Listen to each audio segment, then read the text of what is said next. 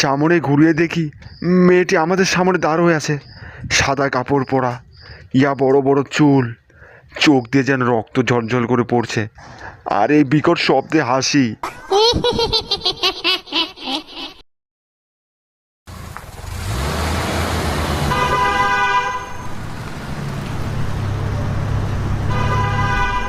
আমি সোহেল, পড়াশোনার সুবিধার্থে শহরে থাকি। ছোট থেকে বড় হয়েছি চণ্ডীপুর গ্রামে। শহর থেকে বাসা প্রায় চলে আসতাম। আসারও একটা বিশেষ কারণ আছে, নারী। আচ্ছা, যাই হোক, আজকে আমার সঙ্গে আমার বন্ধু আসছে। আমরা দুজনে একসঙ্গে লেখাপড়া করি, একই রুমে থাকি। আমার বন্ধুর বাসা শহরেই। ছোট থেকে বড় হয়েছে, কোনো দিন গ্রাম দেখেনি। ও শুধু বইতে দেখেছে গ্রামে নদী আছে, নালা আছে, গাছগাছালি আছে, পাখিরা কিচিমিচি করে। আমাদের গ্রামেও আবার মেলা হয়। মেলায় অনেক কিছু আসে, নাগের দোলা, সার্কাস খেলা, পুতুল নাচ, জাদু খেলা, আরও অনেক, যা সে কখনোই দেখেনি। এই মেলা অনেক বিশাল, ঘুরতে ঘুরতে পা ব্যথা হয়ে যাবে, তারপরও যেন ঘোরায় শেষ হবে না। আমাদের গ্রামে প্রতিবারেই এমন মেলা হয়। আর মা ফোন করে বলল এবারও নাকি মেলা শুরু হয়েছে। সেই কারণে ভাবলাম বাসা থেকে একবার ঘুরে আসি। এজন্য বন্ধুকেও সঙ্গে নিলাম, দুজনে একসঙ্গে মেলা ঘুরব।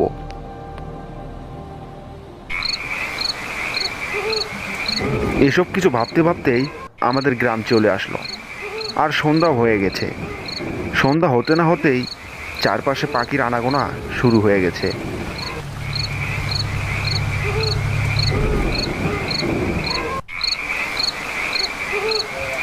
আমরা দুজনেই বাস থেকে নেমে বাসার উদ্দেশ্যে হেঁটে চলছি।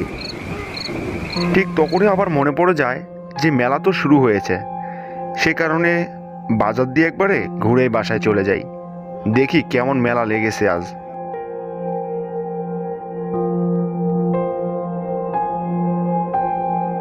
কিছুক্ষণ হেঁটে আসার পর বাজারে এসে পৌঁছালাম। এসে দেখি মেলা একেবারে জমজমাট শুরু হয়েছে। চারপাশে ছোট বড়, যুবক যুবতী, বৃদ্ধা, সকল ধরনের মানুষই এসেছে মেলায়। এ যেন এক বিচিত্রময় সমাবেশ। রাত তখন প্রায় 11টা পার হয়ে গেছে। সে কারণে আর ওখানে দেরি না করে আবার মেলা থেকে বের হয়ে বাসার উদ্দেশ্যে বেরোলাম। বাসায় যেতে ভাবলাম রোমান কাকুর দোকানে একটা চা খেয়ে যাই। তার হাতের চা এতটাই মজা যে একবার যে খাবে বারবার খেতে চাইবে। অনেক দিন পর দেখা হলো আজকে কাকুর সঙ্গে, অনেক ভালোই লাগলো চাটা খেয়ে। সত্যি নিজ চোখে না দেখলে বিশ্বাসই করতে পারতাম না। কত সুন্দর গ্রামের পরিবেশ, মানুষগুলো কত আন্তরিক। মনে হচ্ছে শহর ছেড়ে বাবা মাকে নিয়ে গ্রামে চলে আসি। হ্যাঁ বন্ধু, তোর বাড়িটা কত দূর? বাজার থেকে আমাদের গ্রাম ওই 5 কিলোমিটার হবে। এক অজব এলাকা, এই কারণে তো সব সময় কোনো গাড়ি ঘোড়া পাওয়া যায় না। প্রায় সময় আসলে হেঁটে যেতে হয় আমাকে।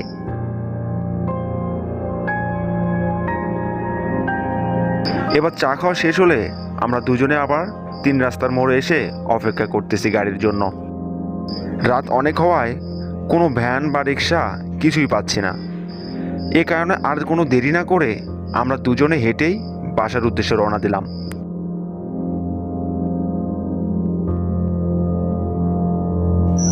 নির্জন এই ফাঁকা পথে চলতে খুব ভালো লাগছে রে। সত্যি তোমাদের গ্রামটা অনেক সুন্দর। এই প্রথমবারের মতো দেখতেছি এই গ্রাম। গ্রামের এই শীতল হাওয়া যেন মন ও শরীর দুটোই শীতল করে দিচ্ছে। রাতে নির্জন পথে কেউ নেই, শুধু ঝিঝি পোকার শব্দ। ঠিকই বলেছিস, আজকের এই রাতটিকে দেখে মনে হচ্ছে পূর্ণিমা রাত। আকাশে কোনো চাঁদ বা তারা কিছুই নেই, মানুষজন তো দূরের কথা। এই নিঝুম রাত্রে আমাদের একমাত্র সঙ্গ দিচ্ছে ঝিঝি পোকা। এতটুকু পথ আসলাম, একটা লোকও চোখে পড়লো না। একা পথে আমরা দুজন ভয় পাচ্ছি, বিষয়টা এমন নয়। যদি কোনো পরিচিত মানুষের দেখা পেতাম তাহলে বিষয়টা ভালোই লাগতো। এসব কথা চিন্তা করতে করতেই প্রায় 3 কিলোর মতো রাস্তা হেঁটে আসলাম। হাঁটতে হাঁটতে খেজুর মাঠের কাছে চলে আসলাম। এখানে এতটাই খেজুরের গাছ যে চারপাশে খেজুরের গাছ ছাড়া কিছুই দেখা যাচ্ছে না। একদম নিঝুম নিস্তব্ধ চারপাশ, মনে হচ্ছে কোনো ভুতুড়ে পরিবেশ।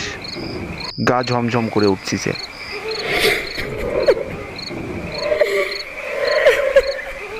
মাঠের মাঝামাঝি চলে আসতেই হঠাৎ আমরা শুনতে পেলাম একটা মেয়ের কান্নার আওয়াজ। শব্দটা শুনে আমরা দুজনে থমকে দাঁড়ালাম। আশেপাশে কোনো মানুষজন অথবা কোনো ঘর বাড়ি নেই, অথচ স্পষ্ট শুনতে পাচ্ছি কান্নার আওয়াজ। তাহলে শব্দটা কোথা থেকে আসতেছে? ভূত ভূত! ওসব ভূত টুত বলে কিছুই না, ভয় পাস না, তুই একা না, আমিও আছি না সঙ্গে। ও আমার কথায় কিছুটা সাহস পেল। এবার আবার এগোতে লাগলাম। একটু দূরে যেতে আবার ওই মেয়ের কান্নার শব্দ। এবার শব্দটা যেন অনেক জোরেই শোনা যাচ্ছে। এবার দাঁড় হয়ে এদিক ওদিক তাকাতেই হাতের বাম পাশে দেখলাম একটা মেয়ে খেজুরি গাছের আড়ালে বসে কান্না করতেছে। তাহলে কি এই মেয়েটাই বসে বসে কান্না করতেছে? হ্যাঁ, কান্নার আওয়াজ তো এদিক থেকে আসছে। চল কাছে গিয়ে দেখি মেয়েটির কি হয়েছে। আর কিছু না ভেবেই মেয়েটির কাছে চলে গেলাম। গিয়ে দেখি মেয়েটি আসলেই কান্না করতেছে। মহিলাটিকে ঠিক চিনতে পারছি না, হবে হয়তো পাশের গ্রামের কেউ। কাছে গিয়ে জিজ্ঞাসা করলাম, এই যে আপু, এত রাতে এখানে কি করছেন আর কান্না করতেছেন কেন, কি হয়েছে?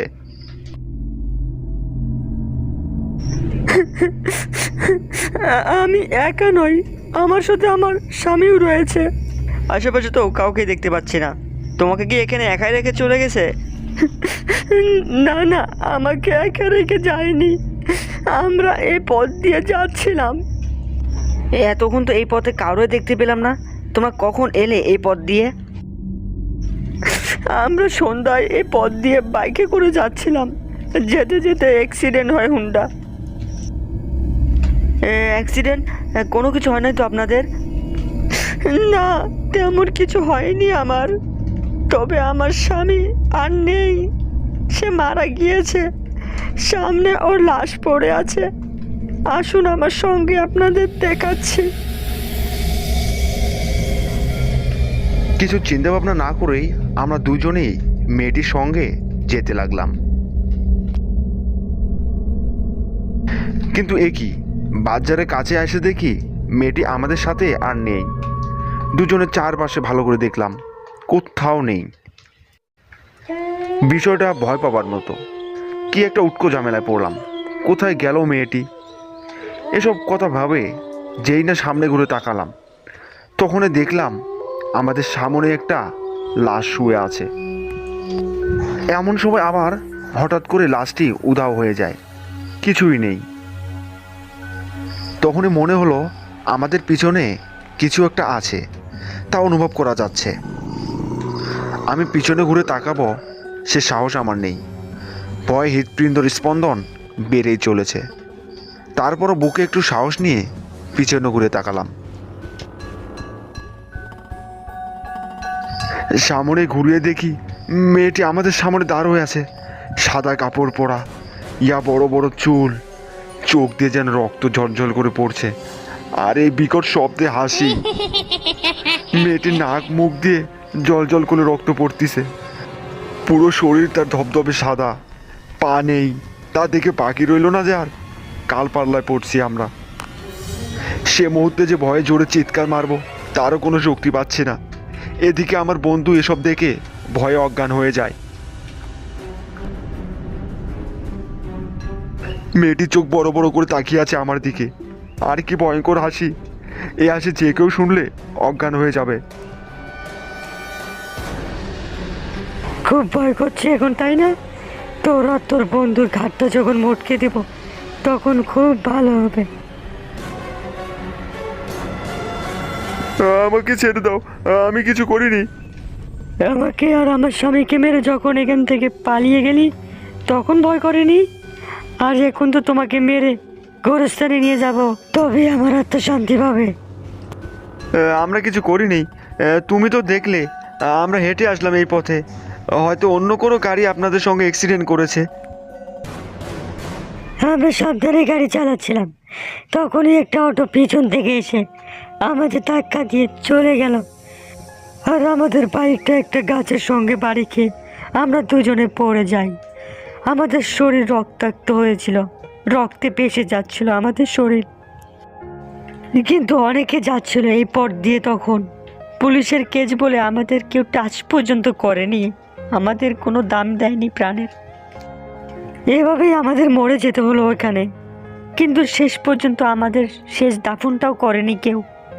আর আজকে সেজন্য এখনো ঘুরে বেড়াই এই জায়গা দিয়ে। আমার বন্ধু খুব ভয় পেয়েছে। আজকের মতো ছেড়ে দাও আমাদের। আমি বাসায় গিয়ে মসজিদের সকল মানুষকে ডেকে তোমাদের নামে দোয়া করব। আচ্ছা ঠিক আছে, মনে থাকে যেন। তবে মানুষকে সাহায্য করবি, কোনো মানুষ বিপদে পড়লে তাকে সাহায্য করবি। কথাটি বলে মেয়েটি সেখানেই উধাও হয়ে যায়। এবারের মতো আমরা দুই বন্ধু কোনো মতনে প্রাণে বেঁচে ফিরলাম। তারপর থেকে আর কোনো দিন এই পথে যেতে ওই মেয়েটির সঙ্গে আর দেখা হয়নি। আমরা কোনো দিনও ভুলবো না আজকের এই দিনটাকে। এরপর আমি ভালো করে খেয়াল করলাম, মজিদ কাকুর চেহারা পুরো পাল্টে গেছে।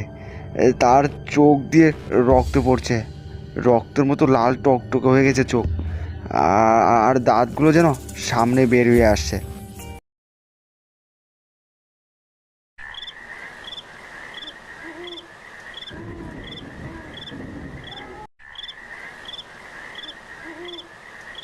গ্রামে এসব কি হচ্ছে? এই গরমে যে অতিষ্ঠ হয়ে গেলাম। হ্যাঁ, আর বলেন না জলিল কাকু, এই গরমে আসতে না আসতেই লোডশেডিং শুরু।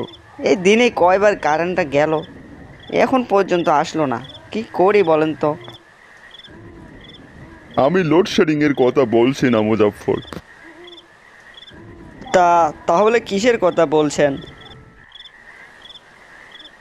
শুনলাম শিমুলতলি গ্রামের উত্তর পাশে ঝোপে নাকি মাথা কাটা লাশ পাওয়া গেছে। তা আবার সত্যি নাকি? হ্যাঁ হ্যাঁ জলিল বাবু, গত পরশু দিনে ওখানে একটা মাথা কাটা লাশ পাওয়া গেছে। কিন্তু মজার বিষয় হলো জানেন, গতকালকেও আবার একটা মাথা কাটা লাশ পাওয়া গিয়েছে। শুনেছি আবার কালকে যে মারা গিয়েছে সে তার ছোট ভাই। আজকে যে আবার কার লাশ পাওয়া যাবে তার কোনো গ্যারান্টি নাই।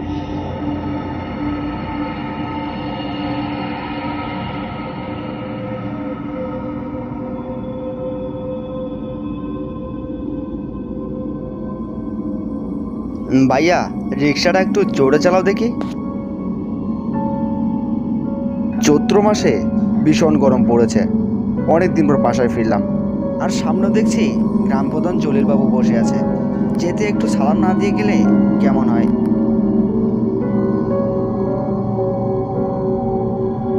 বাবু আসসালামু আলাইকুম। ওয়ালাইকুম আসসালাম। এই যে হামজা, যে তো ফিরতে এত রাত হলো কেন? ওখানে যে কয়জন লোক বসে আছে সবাই বড় বড় চোখে আমার দিকে তাকাচ্ছিল। কারো মুখে কোনো হাসি নেই, মন মরা হয়ে বসে আছে। আর বলবেন না বাবু, ট্রেনটি ভীষণ লেট করেছে। তোমাকে যে কিভাবে আশ্বাস দেব তা ভেবে পাচ্ছি না। গ্রামে একটির পর একটি লাশ পাওয়া যাচ্ছে। মৃত্যু সবারই হবে, কোনো না কোনো একদিন সবাইকে মৃত্যুবরণ করতে হবে, এটা সুনিশ্চিত।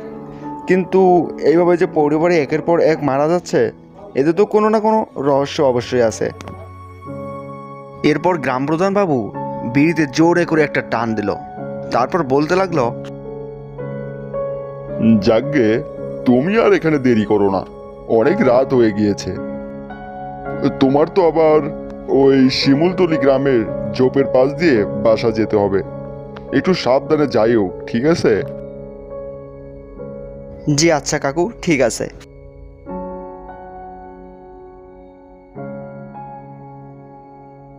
এরপর আমি কাকুর কাছ থেকে বিদায় নিয়ে এই নির্জন রাস্তায় আমরা দুজনেই চলতে লাগলাম। চারপাশে গুটগুটো অন্ধকার, ঝিঝি পোকার ডাক, আর অনেক দূরে শিয়ালেরা ডাকাডাকি করছে, তার শব্দ কানে এসে পড়ছে।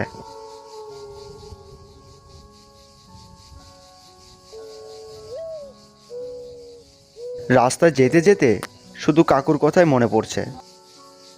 কি অদ্ভুত কিছু শোনাচ্ছে এসব। লাশের পর লাশ পাওয়া যাচ্ছে।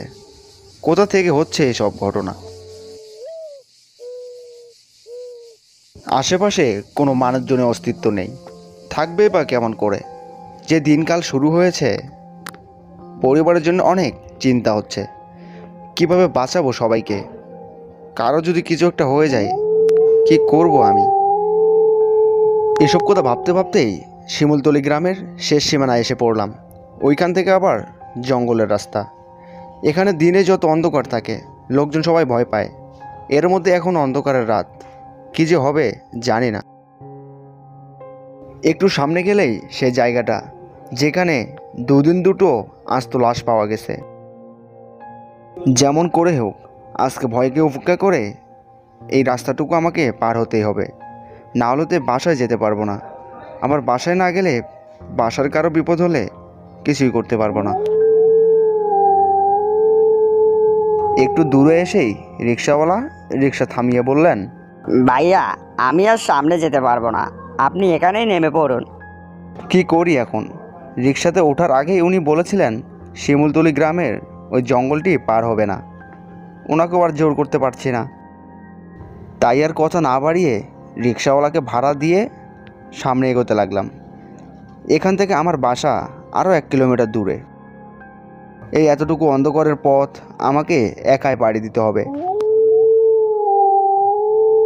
একটু দূরে যেতেই আবার শিয়ালের ডাক কানে এসে পড়ছে। ঝিঝি পোকার ডাক তো আছেই, আর নির্জন এই জঙ্গলের আওয়াজ। আমি যত জঙ্গলের গভীরে যাচ্ছি ততই যেন আমার হার্টের স্পন্দন বাড়তে লাগলো। যাই হোক, বাসায় তো আমাকে যেতেই হবে। মনে একটু সাহস নিয়ে এগোতে লাগলাম। কিছু দূরে যেতেই দেখতে পেলাম দূর থেকে একটা লাইটের আলো টিম করে দেখা যাচ্ছে। তখন আর বুঝতে বাকি রইল না যে এটা মজিদ চাচার চায়ের দোকান, যেখানে আমরা প্রায় সময় এসে আড্ডা দিতাম। আমাদের গ্রাম ও পাশের গ্রাম, এই দুটি গ্রামের ঠিক একই রাস্তা দিয়ে হাটে যেতে হয়। তাই কাকারও হাটের দিন করে বেশ ভালো বেচা কেনা হয়। কিন্তু এত রাতে যে তার দোকান খোলা দেখতে পাবো এটা কখনো আশা করিনি। যাই হোক, এতক্ষণও তো তাও মনের ভয়টা দূর হলো। যাই, কাছে যাই।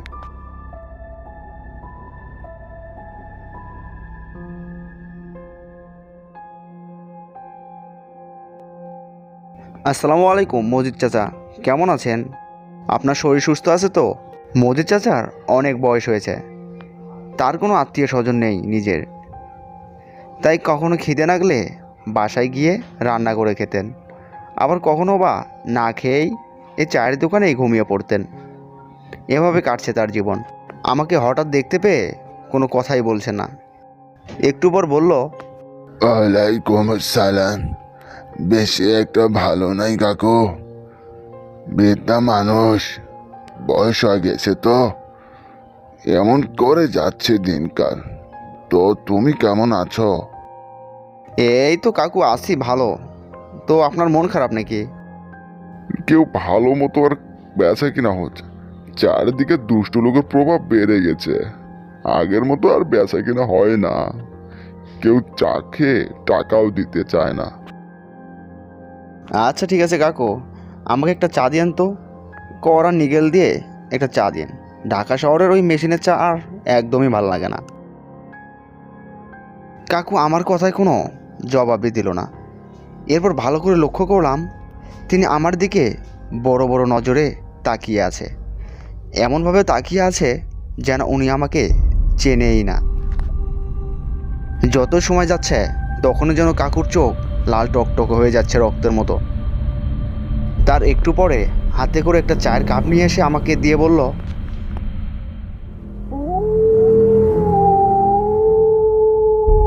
তোমাকে একটা গল্প বলি, তুমি কি শুনবে? হ্যাঁ কাকা, হ্যাঁ বলুন, আমি শুনছি। গত 7 দিন আগে আমার দোকানে এক মাতার লোক এসেছিল।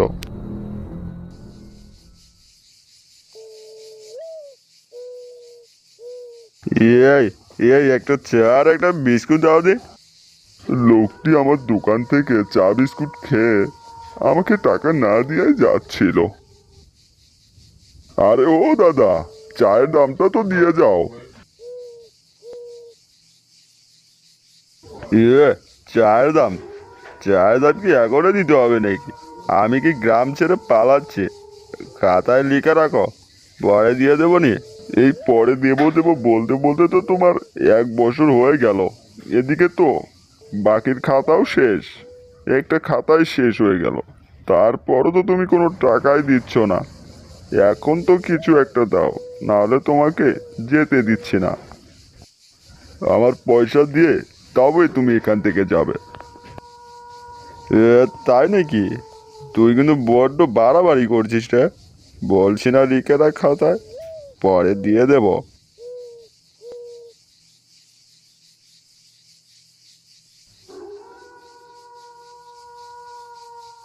না ভাইয়া, পাওনার টাকা তুমি আজকেই পরিশোধ করে দেবে।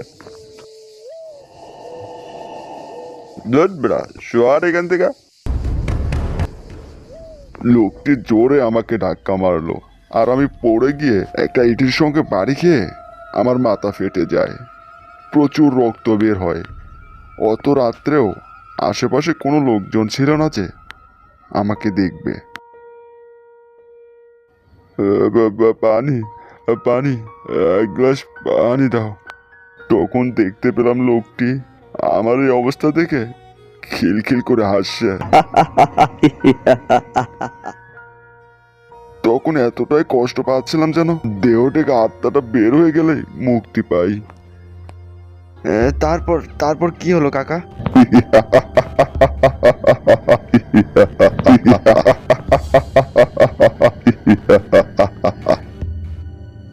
এরপর আমি ভালো করে খেয়াল করলাম মসজিদ কাকুর চেহারা পুরো পাল্টে গেছে। তার চোখ দিয়ে রক্ত পড়ছে, রক্তের মতো লাল টকটকে হয়ে গেছে চোখ, আর দাঁতগুলো যেন সামনে বের হয়ে আসছে। মানুষের যে এত বড় বড় দাঁত হয় তা তো কখনোই দেখিনি। তৎক্ষণাৎ যে ওখান থেকে দৌড়ে পালাবো তাও পারছি না। মনে হচ্ছে কেউ যেন পায়ে শিকল দিয়ে বেঁধে রেখেছে। এরপর বিবর্ষ কণ্ঠে কাকু আমাকে বলল, এরপর আমাকে কেউ সাহায্য না করে আমি ওখানেই মারা যাই। এরপর ওই লোকটি কেউ আমাকে দেখে ফেলার আগেই আমার মরা দেহটি নিয়ে জঙ্গলের ভিতর ফেলে রাখে। এরপর ও ওখান থেকেই পালিয়ে যায়। এরপর আমার অতৃপ্ত আত্মা প্রতিশোধের আগুনে দাউ দাউ করে জ্বলতে থাকে। এরপর আমি প্রতিজ্ঞা করি ওর বংশ আমি নির্বংশ করে দেব।